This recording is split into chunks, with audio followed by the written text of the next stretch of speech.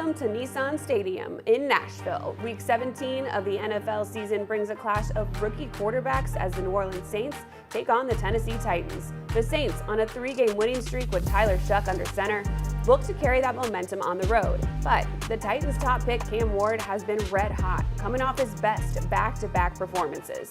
This game is a battle for pride and future positioning. Kickoff is on CBS. Welcome into Saints Game Day Live alongside Scott Shanley. I'm Erin Summers. We're live right here on NewOrleansSaints.com. And the Saints and Titans kick off at 12 o'clock on CBS as the Saints are on the road for their second to last game of the season.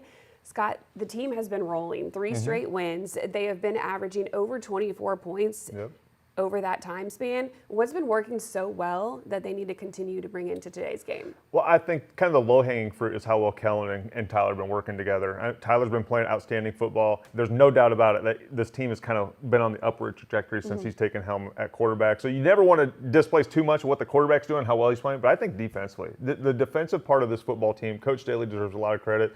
The veterans on this team, Demario Davis, Cam Jordan, getting these young guys. Sanker's been playing well. You look at Quincy Riley on the outside. The young guys have been really coming along. So I think a big turn in this team, outside of Coach Moore and Shuck, who've been outstanding, it's been this defensive play. Coach Staley deserves a lot of credit for the way this team turned the corner with the defense. You know, over the last 6 games, they've been holding teams to 16 points on average and really shutting teams down in the second half of play.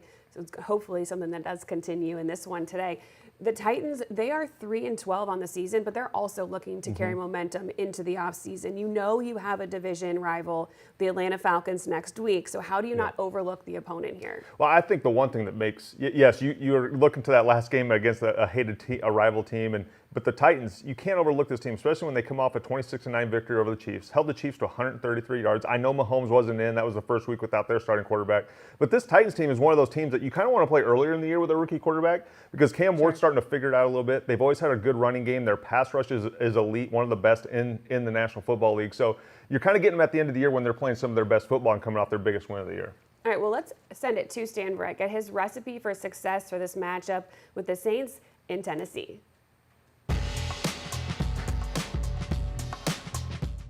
Saints are on the road in Nashville, taking on the Titans this week. New Orleans looking for a 4th straight win. Let's talk about a recipe for success against Tennessee. It begins with getting after the quarterback. Titans rookie Cam Ward was the #1 overall draft pick in this year's draft, and he's gotten better as the season has progressed. The problem is Tennessee can't protect him. He's been sacked 51 times. That's the second most in the NFL. So there could be opportunities for Cam Jordan and Chase Young and Carl Granderson if that trend continues to hold. The defense in general has been on a roll lately, and that should continue against a Titans offense that comes in the second worst in the NFL. The second ingredient is attacking the Tennessee secondary. The Titans put 3 safeties on injured reserve after week 15. They've ruled out cornerback Marcus Harris this week. So that means that Tyler Shuck and Chris Olave and Juwan Johnson will be facing a Titans secondary with a mix of backups and practice squad call-ups. Olave and Shuck both had their best games of the season last week, and that should continue this week against Tennessee. And the final ingredient is paying attention on special teams, especially when the Saints have to punt or kick off. Titans return man Chimere Dike made the Pro Bowl, and he can flip the field or take kicks back for touchdowns with his breakaway speed. DK took a punt back 67 yards for a touchdown against the Chargers and another for 90 yards and a touchdown against the Seahawks. He's the #1 punt returner in the NFL, and he also returns kickoffs, so the Saints have to make sure that their coverage is buttoned up whenever DK is back to receive to give themselves the best chance to beat the Tennessee Titans. Aaron, back to you. Thank you, Stan. Appreciate those recipes for success, and I think we can agree with a lot of them, Scott, but what are your matchups to watch going into this one? Let's starting with the defense going up against the Titans offense. The defense had 8 sacks last game, so they have been doing really well applying pressure up front, something that quarterback Cam Ward has struggled with, especially with the 51 sacks that Stan just alluded to. Yeah, Cam Ward, as a rookie, he's really been struggling against the pressure. And good thing for the Saints are 4th in the league in applying that pressure to the quarterback. He's been getting rid of the ball quick, and I think as a defense, when you know you're bringing pressure and the quarterback's getting rid of it quick, you kind of cut branches off the route tree, and you know what to defend. So I think they have the advantage. It really starts for me, Saints have to control Tony Pollard. He's got 3 straight 100-yard rushing games. If you let the run game get going for the Titans, now you set up play action pass. That's where our young quarterback can excel. So it's all about controlling, containing Tony Pollard, keeping him under 100 yards rushing today. Well, the Saints have really excelled in the passing defense because they've been holding teams to 177 yards through the air over the last 6, really shutting down that element of the game. How difficult is it to shift what you've been doing well to focus in on the 1-2 punch, because it's not just Tony Pollard, it's the Tulane star Tajay Spears as well. Yeah, Spears has been really good. He's more of the third down back. Tony Pollard would be more first and second down back, but they're kind of a two-headed monster. They bring different elements to the game that defensively you have to be ready for. And I think that makes it tough. When you play against a team with 2 running backs with kind of different styles, you have to be prepared for them at all moments. Know who's in the game, know what the down and distance is, and mentally it gets a little exhausting just knowing what back is in the game and how they're trying to attack you. Is it so much just focusing straight in on shutting down the run and not really worrying so much about the secondary? Yeah, I think so. I think you're going to see a lot of probably 8-man front out of Coach Staley. You're not going to see 2 deep safeties a whole lot, I don't think, against this Titans offense. I don't think the pass game scares you a ton. You know it all starts with controlling the running game, making a young quarterback throw the ball. And then when you get him into obvious pass downs, now you unleash the pass rush. But Van Jefferson outside, is their main receiver. He's a veteran guy. Alec Ayomanor from Stanford. The one thing about this kid, if anybody remembers the late night college football game, Colorado and Stanford, he went 13 catches for 300 yards and 3 touchdowns on Travis Hunter, who was the Heisman Trophy winner. So he has outstanding talent. It's just that the Titans haven't had time to get the ball to those guys on the outside, and they're the worst third down offense in the league. So if they want to be good on third down, they have to be able to run the football. So for me, the Saints have an outstanding pass rush, but you don't worry about that until you control the running game. Sure. Got to make sure that you're shutting down that run early, not giving them any confidence, or especially in early downs as well, so you can force them into those obvious pass situations. Offensively, the Saints scored 29 points, their highest point total since November of last year in the game against the Jets. What does quarterback Tyler Shuck have to focus in on against this Titans defense? Well, there's no doubt. We just talked about the Saints pass rush, and it goes to the opposite side of the ball. Titans pass rush. They're one of the elite pass rushing teams in the NFL. They get after their quarterback. Jeffrey Simmons is an outstanding defensive tackle, probably one of the better defensive tackles the center and guard guys will see all year. He's very disruptive in the middle of the field. He's going to collapse that pocket and get into Tyler's face, and I think that's where it helps to have a tall quarterback in Tyler. When you get that middle pressure, he can still make the delivery, but you can't say enough about Tyler and the way this offense has been operating. I think the sign of a really elite, great quarterback in this league is it doesn't matter who's in. Injuries, doesn't matter who's starting, who's playing what position, you still produce. And you've seen that the last couple weeks against the Jets team. Yeah, I know the Jets are reeling a little bit. Doesn't matter. It doesn't matter who's playing, who's injured, who's not. They found a way to put points on the board. Speaking of his ability to extend plays and scramble, use his legs, how beneficial is that when you do have so many injuries on your offensive line? Yeah, I mean, you look around the league, and it's like some of these quarterbacks are the lead rushers on a lot of these teams. Josh Allen every week is the lead rusher. You go down the list of quarterbacks, Patrick Mahomes when he was playing with the Chiefs, and I think Tyler has been able to utilize his legs in a smart way, a way that keeps a defense honest, keeps him off balance. And playing defense, you hate playing guys like that who are primarily passers, but they're willing to utilize their legs in third and short situations or key moments in the game. And I think Tyler's been smart about when he's left the pocket to run. We're definitely going to touch on the inactives a little bit later, but I wanted to bring up that wide receiver Mason Tipton is unavailable to go today. He is dealing with a groin injury, so your wide receiver core is depleted. It's going to be Chris Olave and who? Yeah, Juwan Johnson. To me, I look at Juwan is listed as a tight end, but I think he's really been a wide receiver 2 and 3 in this offense, and he's done an outstanding job. Really got after the Jets linebackers.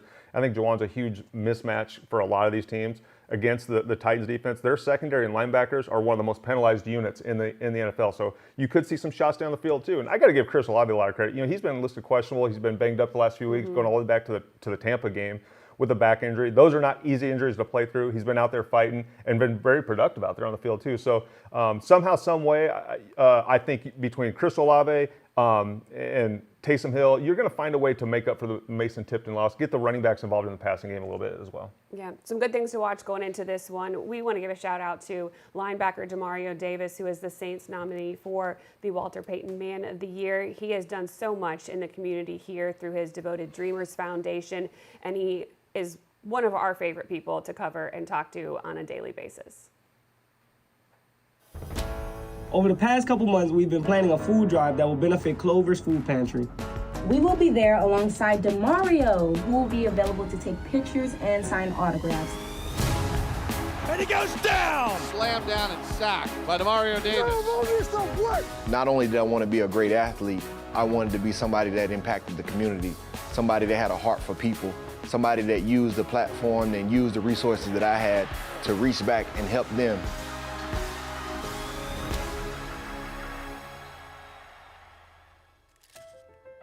Growing up a kid in a small town of Mississippi, there were limited bridges to actually reach your dreams. So what I wanted to do was go back to help build those bridges, to help those kids who had failed between the cracks. That was the why that my wife and I used to create Devoted Dreamers. It's a big deal, man. It's a big deal serving the city, man. This is awesome. At Devoted Dreamers, we're on a bold mission to really equip the next generation of leaders. We both knew what it was like to not always have the roadmap, to be able to execute our own dreams. It came from people really leading us and guiding us and holding our hand on the journey. We knew that many kids don't reach their dreams because they don't have access to mentors who will help them work through whatever barrier is in front of them. Keep doing that, man. You're doing the thing. My life was dramatically impacted by one mentor specifically. When I got to college, my life changed dramatically. I was a freshman in college and I ended up spending 3 days in jail. But once I got out of jail, my team chaplain started to spend one-on-one time with me. He started challenging me with hard questions. It changed the trajectory of my life. If he had not stepped into my life and mentored me in the way that he did, I would not be where I'm at today. How you doing? Hey, you get ready to represent the city? Hey, go out there and ball out. Hey, they're gonna hold it down. I'm thankful for them. He loves being boots on the ground. He doesn't want to just pop in and pop out, but he wants to be intentional with how he shows up. We just did a 6-week program here in New Orleans. It was a leadership program. We got a chance to train the coaches of the youth organization with the 18th Ward. 18th Ward! We have a partnership with 18th Ward and Clover, which is a food drive. And it is done all by the coaches. There's a such thing as leading with your mouth, but he also leads with his action. So like every Monday, we had leadership development, right? And he showed up Monday after Monday after Monday. He's seen the change that we were trying to make.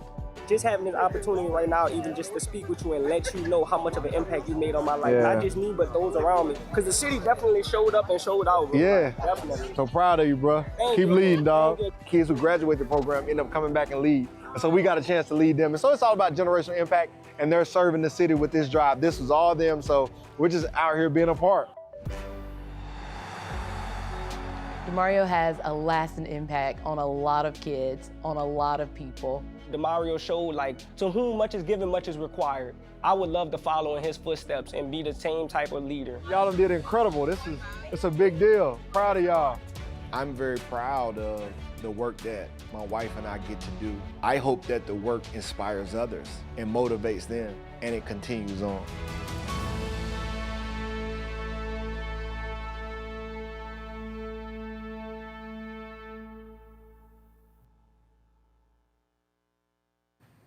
Linebacker Demario Davis has been such a huge part of this season and leading this team because it is a young team.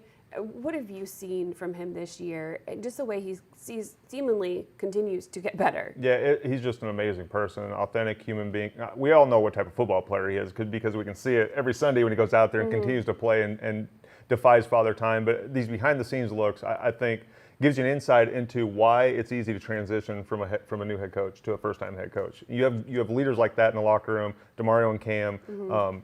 be an extension of the coaching staff. And everything Demario has done off the field has been outstanding. I had an honor last training camp sitting in the linebacker room and listening to him coach the young guys and telling them, hey, you're not going to get many chances in this league to make mistakes. And just seeing him take that role, he wants to see everybody succeed. So when you have that type of people in your building, in your organization, you have a chance to win a lot of football games. No, he truly walks the walk, doesn't just talk the talk. And we definitely appreciate what he's done for the community and for this team as they're continuing to build towards the future. Taking a look at who is in and out for this one, we did mention wide receiver Mason Tipton is out along with him and some other key parts of this team. We're running back Alvin Kamara, wide receiver Zaire Mitchell-Payton, and then Cesar Ruiz is also out on the offensive side. Defensively, tackle Brian Brzee is dealing with an injury, and then your healthy scratches are defensive back Ugo Amadi and cornerback Rajon Wright. This is the situation we've been in. You alluded to it earlier. Tyler Shuck has done extremely well with the pieces that he has had available to him, and I think you got to give a shout out to first-year head coach Kellen Moore working with what he has as well. Yeah, it's been next man up, and I know a lot of teams say that throughout the league, and that's kind of coaches lingo and players lingo to just get people off their backs. But this team, every single week, different players, different roles. Who's going to be the guy who we're going to utilize to attack the defense that we're playing against this week? And I think Coach Moore's done an outstanding job of just knowing what his matchups are every single week. And I think that's one of the fun things about the NFL and how close it is every week is the chess match that takes place. That every single play matters, and you never know what play is going to determine the outcome of this game. And I think Coach Moore's been outstanding on that. I think today there could be some more fourth down conversions too, because you're going against the worst fourth down defense in the league. So we could see a little bit more aggressive mindset out of Coach Moore today. Okay, what do you want to see to start this game from the Saints? I want to see some. We just talked about all the injuries, so it's a bad thing to say, but I love the vertical game. I think taking some shots downfield, getting vertical, it doesn't matter whether the defenses play man or zone. When you get the ball past 40 yards, everything turns into man defense. And I don't know if this Titans secondary can keep up with Shuck's arm and the passing game. It's a matter of how healthy is Chris. Can he run those deep routes? But I think Juwan can take advantage of some of these linebackers and safeties as well. All right, so Scott is calling for some big plays to start the game in Tennessee, and we're hoping that's the case because we would love to continue stacking wins here, going for the fourth straight by the Saints as we're hoping to end the season on a winning streak. Thank you so much for joining us on the pregame show here. Again, it is a 12 o'clock kick on CBS, and we'll be back for the postgame show right back here on NewOrleansSaints.com. For Scott Shanley, I'm Erin Summers. Thanks for joining us right here, and we'll see you after the game. Go Saints!